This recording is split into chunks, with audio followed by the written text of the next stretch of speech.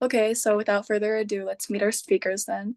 So first we have Feiyang Liu. He was a UC Berkeley admissions officer and is also the founder and college coach of Epic Consulting, helping students walk through the college admissions process and striving for maximum authenticity. Next, we have Andy Nguyen, who served as a senior assistant director of admissions at USC, but later became the assistant director at UC Berkeley admissions office, and he is also the transfer evaluation manager, designing workshops to help the first generation students and the minoritizing students work through the admissions process. So enough with the introductions. Please give a round of applause for Andy and Faye. Thanks, Julia. Thanks, Jeffrey. So, hi, everyone. My name is Fayon. Call me Faye for short. What you see here is just a little bit of an agenda of how today's session is going to go. And while we're going through it, feel free to chime in the chat if you have comments, questions. We are going to have a student-led Q&A, and we're going to go through some of the most relevant. And if we have questions in common at the end, we'll go through it at that time. So without further ado, I'm going to go through some prepared questions for my friend Andy, who we had the pleasure of doing the same master's program at USC, Master's in Education, Enrollment Management and Policy.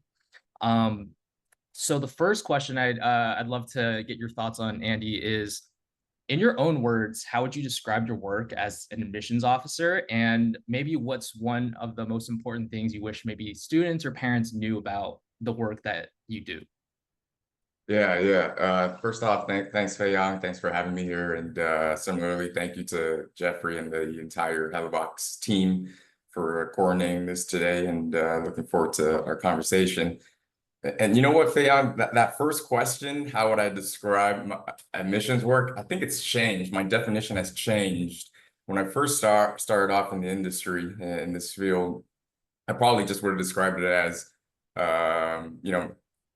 trying to make sure that enough students apply, and that great students apply for the school that I was working for. But now, really 6 years into it, I feel like I describe admissions work as not just necessary and specific for the school that I work for, but honestly, just kind of taking the approach of how can I benefit students? I was a first-gen college student. I was a Pell Grant recipient, and I didn't know anything about the college process.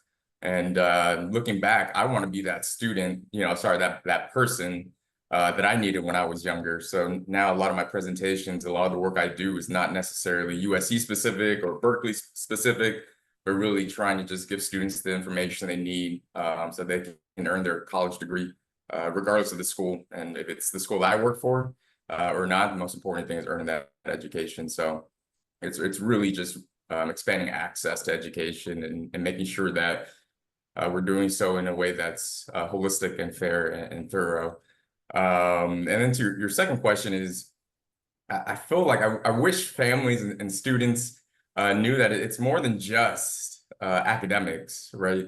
It truly is holistic. And if you're not familiar with the term holistic, all that means is that there's not really one single aspect of the application that is the end all be all. There's not one single facet of the application that carries the most weight, or holds the most emphasis. When we're looking at applications, we're looking at you as more than a GPA, depending on the school you apply to, more than a test score, because you're more than a number, right? And you've had experiences that are unique to yourself, that have impacted your academic trajectory, but they've also shaped the person you are and the person you want to become. And it's important for all schools to think about that and to consider that when reviewing applications. So I wish that when we say it's holistic, that families really believe that, because it is. And one last thing I want to mention is that there's really no difference between a 3.9 GPA and a 3.8 GPA. I get that there is a 0.11 difference there technically, but those two students are really epitomizing the fact that they can do academic collegiate level college work, right? The difference between a 1500 SAT score and a 1420 SAT score is 80. I get that, but that's really no difference. There's no really important difference there. So I hope that you can see yourself as more than just a number as well, because that's what we're doing. We're looking at you holistically. And apologies for being long-winded. I think that's just the admissions officer in me. No, I love that. And I think you touched on a really important point. I'm gonna keep my comments brief, but yeah, I get a lot of questions like from parents or students like, oh, I took this AP exam, I got a 4 instead of a 5. Should I even apply to this school that I wanted to apply to, right? And what I tell them, and I think the message you're echoing is that the difference between a 4 and a 5, or 1500, 1550, that is never going to be the one single reason that results in an admit or results in a waitlist or rejection. So super important point to touch on there. The next question, and this is kind of like a student choice question. By the way, thanks to everyone that responded when you're registering to give your feedback and what questions you're asking about. And one of the biggest topics of interest were essays and how to kind of stand out in that space. So in your view as an admissions officer, what does maybe a standout essay look like to you? And this can be maybe words or qualities that come into mind when you read an exceptional essay. Yeah, that's a great question, Fei-Yang. And my answer to that is there's not necessarily words that come to mind, right? When I see that word, I'm like, oh, okay, that's what I'm looking for. Because then if I'm doing that, then I'm putting this like prescribed guideline or matrix or criteria on an essay, right? When it shouldn't be that way. I should be interpreting what the student's trying to tell me. But I'll share this one essay, and I usually share it as an example because it really stuck out to me after all these years. But the student, Fei-Yang, they were sharing about how they were on a plane getting ready to fly back to India for the first time. And my surmise, it was their first time on a plane, because they shared as the plane was taking off, they passed out, they blacked out. And they talked about how they had this really crippling fear of flying. And what's interesting is the first thing they did when they came back to the States was they took flying lessons, actually, right? And they talked about how, yeah, they recognized they had this fear and they wanted to confront it head on. They wanted to take it head on and face it.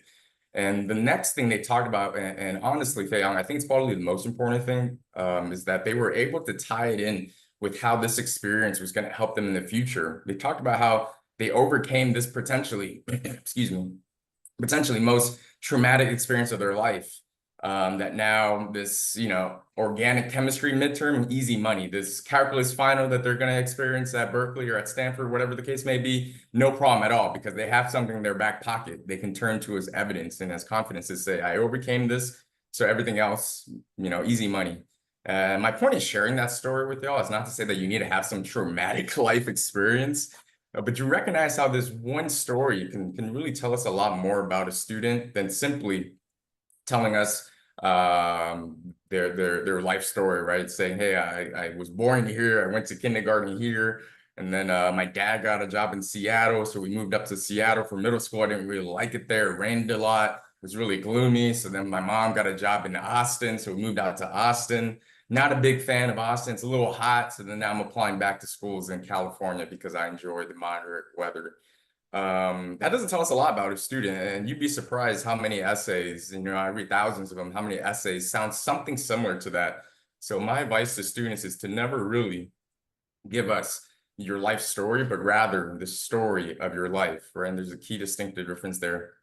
And in terms of the quality, I think for me, what I find important, and I'm really happy when I can recognize a student doing this, but it's really self-efficacy, right? If you can understand the purpose of what you're doing, you can see the end result of why you're doing this, right? You can see the means to it, the journey, right? Appreciating that. I think when a student recognizes that, and they know that, hey, if I work hard, if I study, if I stay up late, and so I can get an A on that exam or a B on that exam, whatever the case may be, yeah, in the moment you're gonna get the A, you're gonna get the B, right? But it's the long-term purpose of why you're doing that, right? If you start taking shortcuts with just studying, you're gonna start taking shortcuts in life. You're gonna start taking shortcuts when you come to Berkeley, and that's not necessarily what we're looking for in applicants. So. Again, that was long-winded, but I hope that the point is that don't give us everything about yourself. You can sometimes just give us an experience, a situation, and tie that in with how it's going to help you in the future, right? And many times that's going to tell us a lot more about you than simply giving us your mini autobiography. Yeah, for sure. I love that example you shared, because it's also like the crippling fear of flying for a lot of us. Maybe we're kind of looking at that, huh? That's interesting, right? Because a lot of us might be more used to that. But for that student and their relationship with the experience of flying, I think that is very unique to them. There's a special fear, there's a special relationship there that Yeah, they were willing to not only share about, but they did something about, right? They confronted that head on. exactly. Yeah, Exactly. Exactly. That's the most important thing, right? Everybody's going to have different unique experiences. We recognize that. But when you're sitting at home and you're outlining and brainstorming your essay, right, start thinking about moments, about scenarios, about situations that maybe have some kind of silver lining, some kind of lesson that is applicable and transferable to college, right? That's kind of what admissions officers are looking for, is why are you sharing this story with us? And if you are sharing this story with us, how is it going to help you in the future? How is it going to help you persevere through college? And many times that's more interesting for the reader as well. exactly. So the next question I had is it's very related to I think at the beginning when I was having these conversations with Jeffrey from Helvox and also with yourself as we were planning this idea of authenticity and kind of avoiding college pleasing, doing things just because we think that's something UC Berkeley wants to see, right, or University of Michigan, UMich wants to see. So can you, in your experience as admissions officer, are there any examples of clear-cut examples of college pleasing that you see sometimes, and any recommendations on what applicants can do to kind of avoid avoid that and instead showcase more of their like authentic selves? Yeah, yeah. No, that's another great question, Fayong, and thanks for asking it. This term college pleasing is funny to me.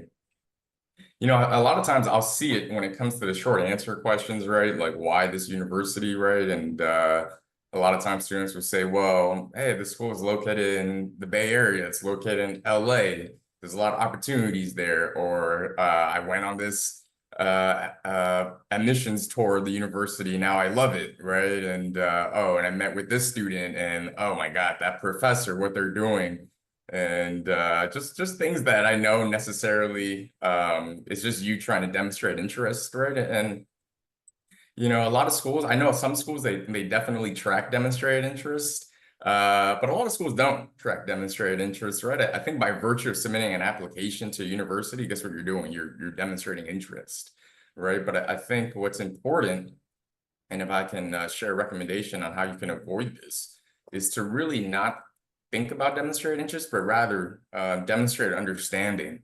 And there's also a key difference there, right? Demonstrating understanding, what that means is that if you want to go to a Duke, if you want to go to Michigan or Northwestern or Stanford, Berkeley, whatever the case may be, you got to be able to explain that you want to attend the school for A, B, and C. And the most important thing is being able to marry that, being able to connect that with how it's going to help you accomplish your goals of X, Y, and Z, right? And when you're able to tie those two things together, you're demonstrating to the university a few things. Number one is that you've done your research, right? You know the opportunities and the resources that accompany this program they're applying to. Because guess what? There's really no major difference when you're studying engineering at UCLA or studying engineering at Vanderbilt or whatever the case may be, right? 2+2 is the same no matter where you go. Psychology is the same no matter where you're studying it at. It's really the resources and the opportunities that differentiate the schools.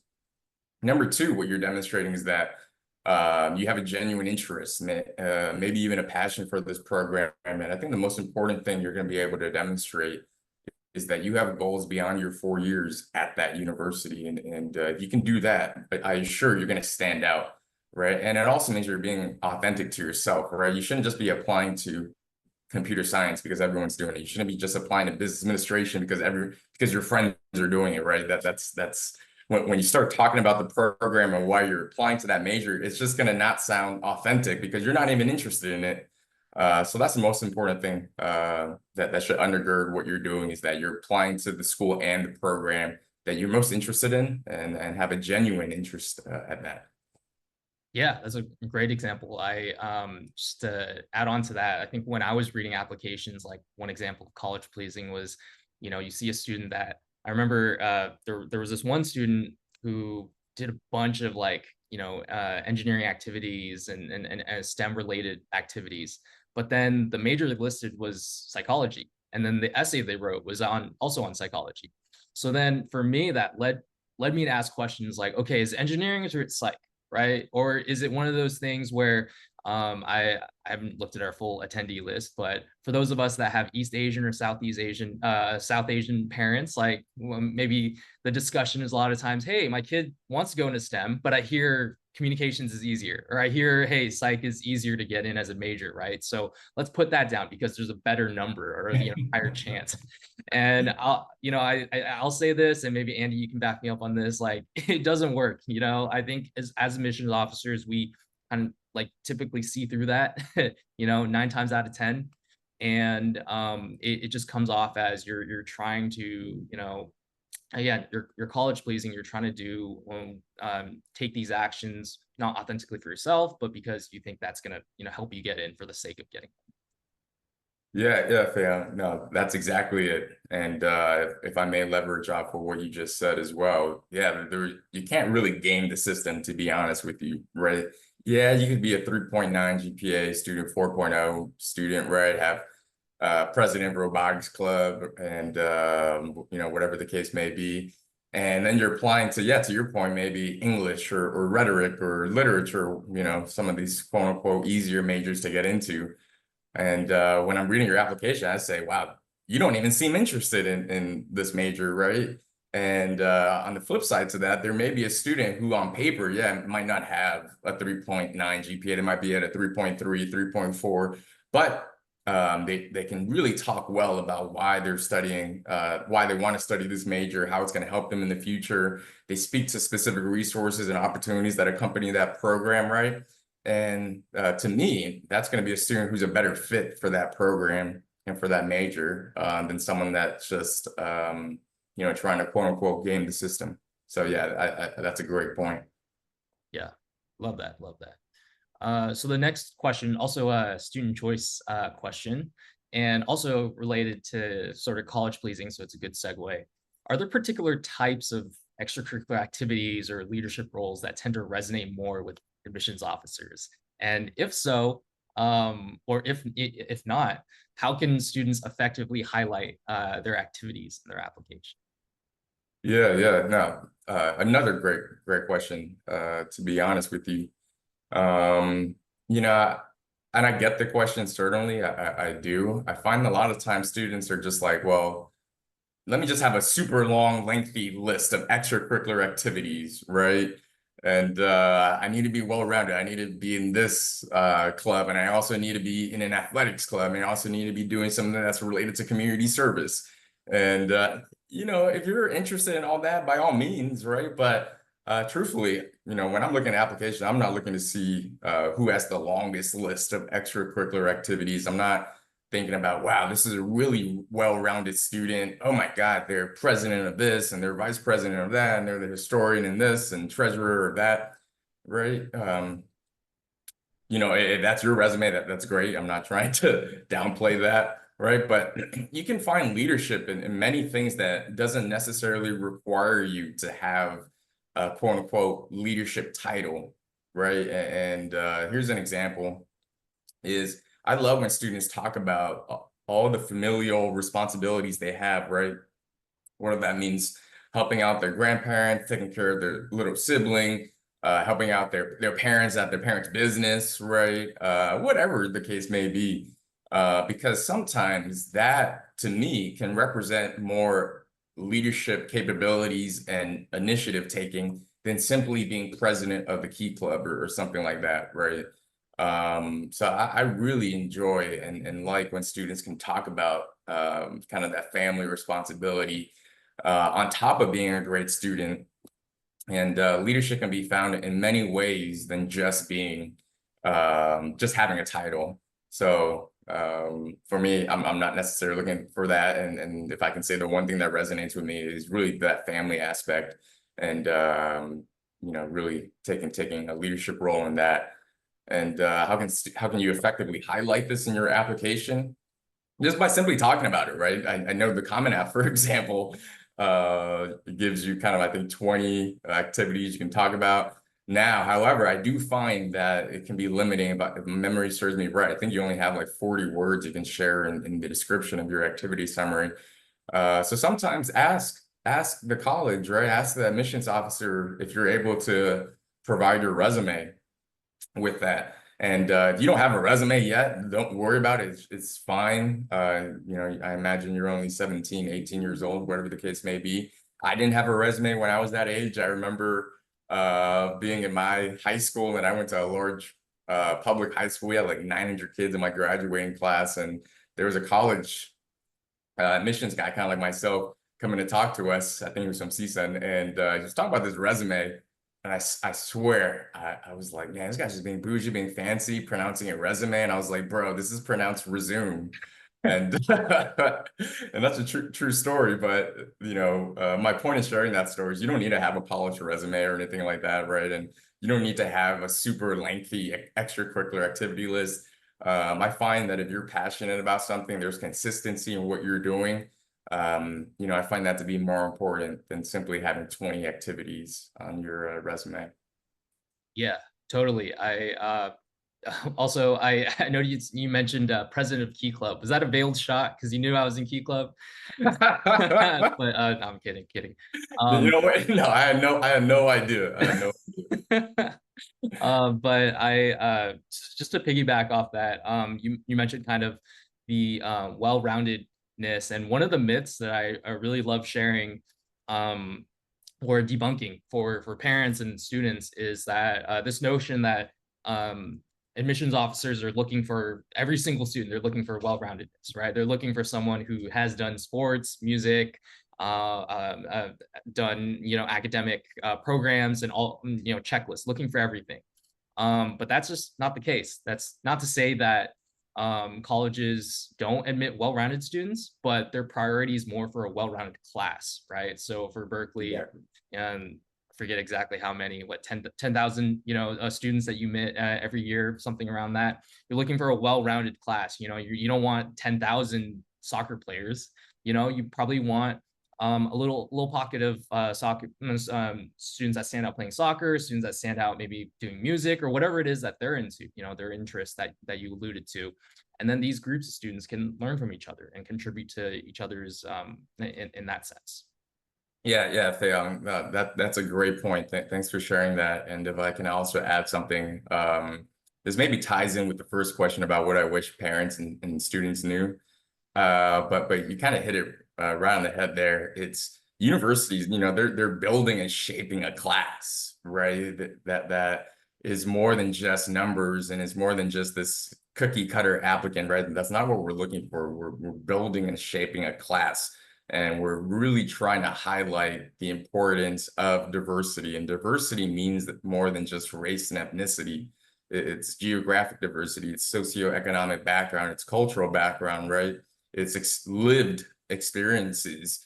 And that's just as important as anything else, because, you know, the educational benefits of diversity are undeniable. And, you know, research shows that when you put students emanating from different walks of life and different backgrounds, and you put them in the same room, they're going to grow academically, but more importantly, they're going to grow professionally and personally. So I wish that families and students knew that we're shaping and building a class, and it's never personal, but also never going to be based upon just pure numbers and academic numbers like that. Yeah, love that. That's great wisdom right there. The next question is asking a little bit about your transition from reading for USC, which is a, you know, large private university, to now you're reading for UC Berkeley, which is an even larger public university.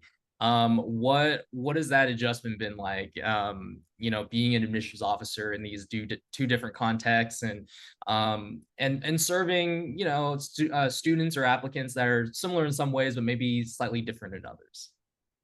Yeah. Thanks for the question. You know, really the key difference that, you know, that comes to my mind right away when you ask that question is just for Berkeley, yeah, you gotta first be eligible for admission, right? So if you're a California resident, You got to have your A through G requirement, high school requirements completed, right? You got to have a 3.0 GPA. Now, if you're a non-resident, I believe you got to have a 3.4 GPA, right? Also complete your A through G requirements, which I'm sure everybody here in the room is on track to have, right? It's your however many years of English, it's your 3 years of math, right? Your foreign language, things like that. Everybody should be having that. So, right off the bat, public school like UC Berkeley, really there's that eligibility aspect.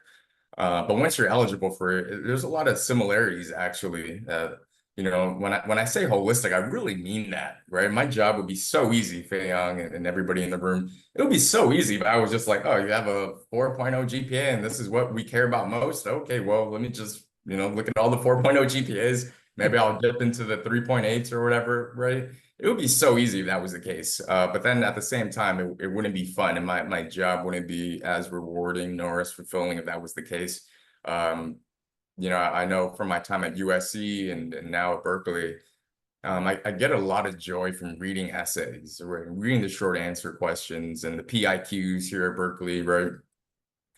Because that tells me a lot about the student. And also that's the one part of the application that the student has complete control over, right? You can't go back and change your 9th grade grades, right? You can't change your 10th grade, 11th grade, and your fall senior year fall grades, right? Those are really static. But the one aspect that you have complete control over is the short answers. It's the written components of something. And that's when we really get to learn about you, right? And learn about your fears, your values, your strengths, your vision, your desire, your dream, right? Your motivations.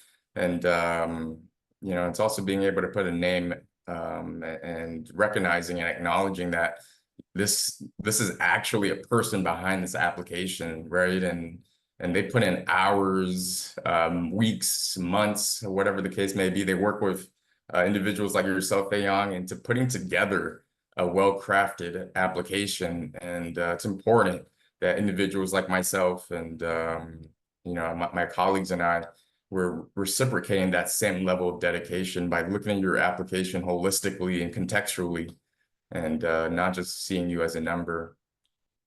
So again, that was long-winded, but it's the eligibility piece is probably the first thing came to mind. Then after that, surprisingly or not, it's a lot of the same, holistic and taking a great deal of care in evaluating you as an individual and not just a name on a paper. Yeah, absolutely. I think there's a lot of people that resonate with that, the feeling of joy and understanding the student story and getting to know the human behind the application, right? As a college coach, I have friends kind of offering to help, and I think 9 times out of 10, they're always like, hey, if you want essay review help, I'm down to help. It's never like, hey, like, let me help you send out emails. Let me help you manage MailChimp. It's always, hey, if you got extra essays, I'm down to help you review. It's always the first in line to help with the essays. But yeah, I think I also get a lot of joy, a lot of pleasure reviewing student essays. I probably review in a slightly different way. I've more time and kind of giving feedback in that sense. Yeah. And sorry, Fayon, there is one more thing. You kind of mentioned it, I think, at the end of the question, but the demographics and the population of students that I work with now at UC Berkeley is a little bit different than the students that I was working with and meeting at USC. Both highly qualified, academically qualified individuals, but UC Berkeley, right, we kind of have a state mandate where 82% of the class needs to be California residents, versus USC didn't really have that mandate, right? And then the other thing is also kind of just the tuition cost, where USC is a very, very, very, very, very expensive school versus UC Berkeley. Even if you're paying out-of-state non-resident tuition, it's not nearly the same cost as USC. So even from that standpoint, the families and the students you're working with and kind of the questions that they have are going to be different from USC to UC Berkeley.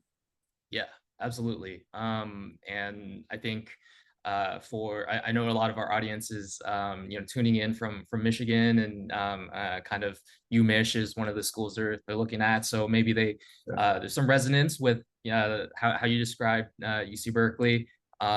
You mentioned, I was reading a school profile recently. It's known as the UC Berkeley of the Midwest, or some people refer to it like that. So just kind of keep that in mind within context. And then I have a couple questions. It says if time allows, and looks like we're doing pretty well, so I can kind of get to it. This question I think is very relevant for our audience, our out-of-state audience. In your experience reviewing applications, is there maybe a slightly different approach for reviewing out-of-state applicants, and any specific factors, or just how do you go about reviewing someone who is applying from another part of the country? Yeah. Thanks for the question. There is no difference, to be honest with you, and at least for UC Berkeley, right? And we're looking at a California resident and looking at someone that's living in Texas or Michigan, for example, right? It's the same eligibility requirements, and we're holistically looking at every single application and not necessarily comparing a student from California to a student from Michigan or New York or anything like that. Now, I will say that what's important when I say we're looking at students all the same is that we're also looking at you with the utmost importance and emphasis placed upon context, right? I've been saying that word context, contextually, a number of times, but what does that really mean, right? It means that when I'm looking at a student from Michigan, I might, if I'm the admissions officer for Michigan, I probably have visited your school, right? And if I visited your school, that means I've met with the counselors. I've probably stayed in the area, so I understand kind of that neighborhood environmental context. But then I'm also looking at the the school profile, right? I'm looking to see, okay, well, how many APs are offered? What's the percentage of students taking APs, right? How many students at this high school are on free or reduced lunch, for example, right? Kind of getting that other contextual information, right? And then the other thing is some schools, not every single school, but some schools, they utilize this feature, they almost call landscape. I'm sure you're familiar with it, but for those that are not, landscape really just provides us with a lot of data around your neighborhood context, right? So it gives us information like, what percentage of students don't have internet access or have limited internet access, right? It gives us the percentage that are considered low income, right? Getting all of that information. So then once I have all of that, kind of your school context and your neighborhood context, then I evaluate you within that context, right? So that's kind of what I mean when we take a great deal of care in evaluating you as more than a number, right? It's the contextual factors for that. But to answer your question specifically and more directly, no, there's really no difference, right? It's all the same. It's all holistic, and that's probably a more fair way of doing things. Yeah, no, I totally agree, and I'm glad you shared all that, because I shared, kind of maybe in a less eloquent way, what you just said to a group of Asian parents on Friday, and they freaked out. They're like, wait, what? They see the context, they see like the parent education background, like what does this mean? Like, oh no, like are we too educated? And I'm like, hold on, let's reel it back. And for those out there, maybe you resonate with these parental perspectives, but no, it's all kind of just capturing it's a long-winded way of just capturing the specific opportunities or challenges that students are applying from, especially from parts of the country that maybe the average Californian isn't as familiar with, right? So I think it's really good information just to keep in mind, and at the same time, none of this contextual information by itself makes or breaks an application. I think that's important to remind people. Exactly. It's never going to make or break an application, and there won't ever be a single reason why a student is admitted, nor is there going to be a singular pinpoint reason why a student is denied, right? And that's when that's what comes with the territory of conducting holistic admissions review, is that it's the totality of who you are in your application and not a singular aspect of it. So thanks for adding that as well, Pam. No, absolutely. And I think we'll have time for maybe one last question, and it's kind of a little bit of a two-parter. So part one, college coaching, and part two, AI. As an admissions officer, what is your experience recognizing these two different types of influence on students' applications, and what does that look like, right? Like, how do you distinguish between a essay that is overly coached or overly, chat GPT'd? And then how do you, if you have any advice on how students can maybe approach you leveraging both, but maybe in a more authentic or responsible way? Yeah, no, I love this question. I'll share this quick story. This maybe last year, 2 years ago, when ChatGPT really took off. We were having this training at USC, and we were putting up student essays, right, on the screen, and just kind of asking folks if this was ChatGPT generated or not. And I got 4 out of 4, right? So I'm pretty good at recognizing what's ChatGPT generated or AI generated, not even just ChatGPT, right? Versus what's a student that's maybe been, to use your words, overly coached, right? Versus a student who just literally sat down by themselves and wrote this essay, whatever. And what kind of helps with that is the ChatGPT stuff. Yeah, it sounds nice, right? A little bit, but there's really no soul behind this, what I'm reading. There's no human aspect behind it. And you'd be surprised, right? Later on, if anyone has time today, write an essay, or a little blurb about something, and then you ask ChatGPT to write answer the same prompt or whatever, and your version is going to be drastically different than a ChatGPT version of it, and that it really loses that human aspect. And I think that's easy. Again, it's really easy to identify, I think. Now the overly coached part, yeah, it's fine too. I think what that is something that's a little too polished, right? It's too well crafted, and of course there are going to be individuals, right, that's going to be their writing style. That's who they are, right, at their core. Someone that's really polished and really, but I don't know, like cookie cutter, I guess.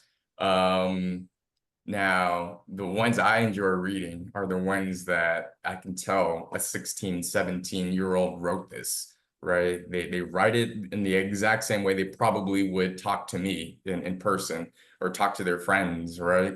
And that's important, right? We're trying to learn about you, and we can't learn about you if you're using ChatGPT to write your essay. And it's a little bit more difficult to learn about you if you have too much help and you've lost your voice and all of that.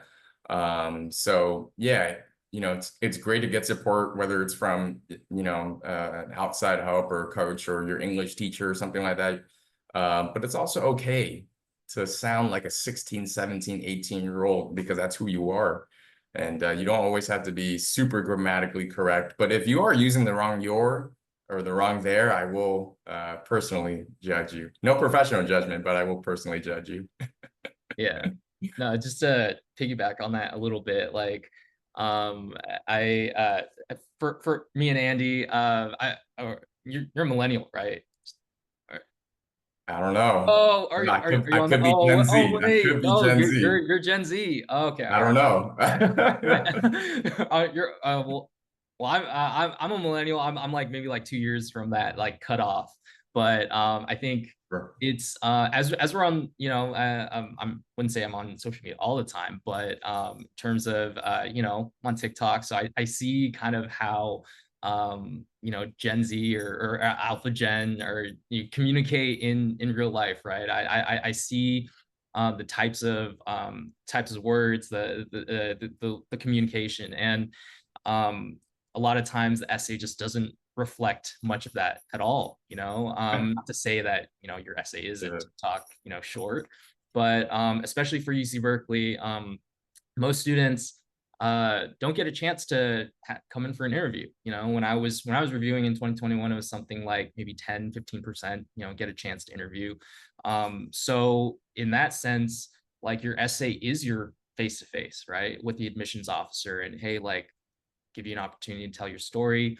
And if it just sounds like something no one would ever say, if you read it out and you're like, who is this? You know, if your friend is like, did you write that? Or, you know, like, did you get that off ChatGPT? Like, you know, I think that's something that I recommend. You know, whatever essay you write, read it out, record it, watch it back, have someone watch it, and then give feedback. Like, does that sound like you? Does that sound like something you would say? Yeah, yeah. It's funny. It's funny, Theo. It's like literally you ask ChatGPT to write you a quick story on like every single step to get out of bed and go grocery shopping.